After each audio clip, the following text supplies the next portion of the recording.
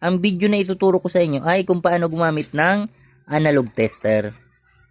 Ngayon, meron tayo ditong battery at outlet at meron tayong breaker. Ngayon, i-test natin yan. At ito, ang gagawin natin dito ay magko-continuity test tayo kung okay itong circuit breaker. Ngayon, ang uunahin natin ay itong battery. Kapag magtitest kayo ng battery, isiset nyo yung tester dito sa DCB. Ang tawag yan sa DCB ay direct current. Ngayon, i-set natin yung tester dito sa DC.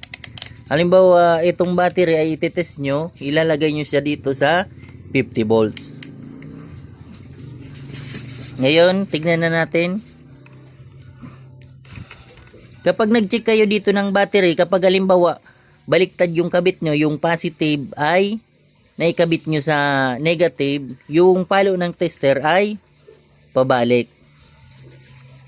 Try natin. Ito yung positive at ito yung negative. Ngayon baliktad yung itetest natin. Nakita nyo?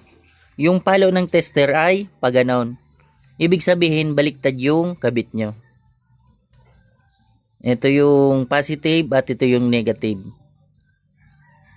Kapag tama yung kabit nyo ay yung dulo niyan ay papunta yan dito.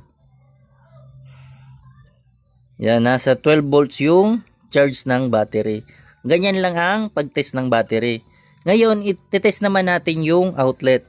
Kapag magte-test kayo ng outlet ay siguraduhin yung isiset sa AC. Kasi kapag halimbawa nakaset ito dito sa DC at chinek nyo yung outlet ay masisira yung tester nyo. Puputok yung fuse nyan sa loob. Ngayon, dapat pag mag-check kayo ay siguraduhin nasa AC. Ngayon, ilalagay natin sa 250 volts. Check natin yung outlet kung merong voltahe. Yan, kung makita nyo, nasa 190 volts lang. Napakababa yung voltahe namin dito. Ganyan lang yung pag-check ng outlet.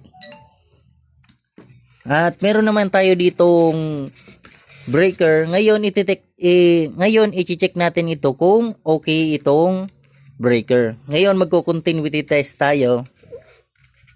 Kapag magko-continuity test kayo, para malaman nyo kung okay yung breaker ay isiset nyo ito sa times 1K. O kaya pwede rin dito sa times 100, depende sa inyo. Pero iti-test natin siya gamit ang times 1K.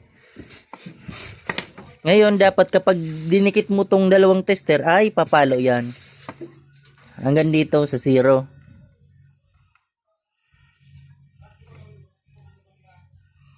Ngayon, itest na natin itong ilapit natin. Ngayon, ititest na natin itong circuit breaker.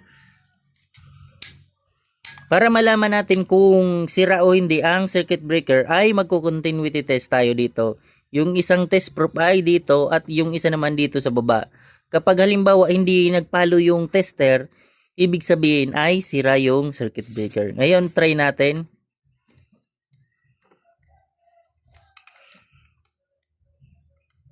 Dito naman tayo sa isa.